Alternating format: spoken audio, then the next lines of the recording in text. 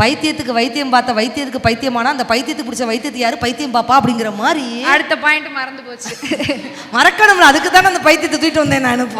அதாவது என்னன்னா, நான் இந்த பட்டிமன்றம் முடிஞ்ச கையோட நேரா பார்மசிக்கு போய் அவங்க 3 பேருக்கும் தீர்ப்பை பொறுத்து அது 3 மாத்திரையா 4 மாத்திரையான்றது டிசைட் ஆகும்.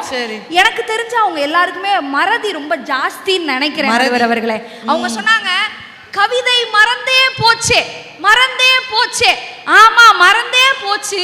உங்க பிறந்த வீட்டுல நீங்க எப்படி வளர்ந்தீங்கன்றதும் மறந்து போச்சு, அவங்க எப்படி உங்களை வளர்த்துனாங்கன்றதும் மறந்து போச்சு.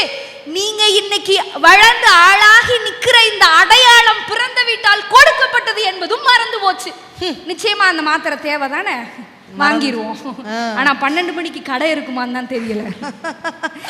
அதாவது நமக்கு படிக்க கத்து கொடுத்து, நடக்க கத்து கொடுத்து, சில சமயங்கள்ல நடிக்க கத்து கொடுத்து, ஆட கத்து கொடுத்து, பாட கத்து கொடுத்து, பல பண்புகளையும் கத்து கொடுத்தது நம்ம பிறந்த வீடு.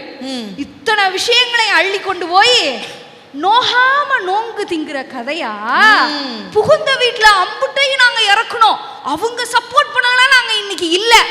ஏங்க, இந்த பேச நீங்க எடுத்துட்டு போலனா நீங்க அடையாளமாவே இல்லைங்க, அதை நீங்க மறந்துட்டீங்களே.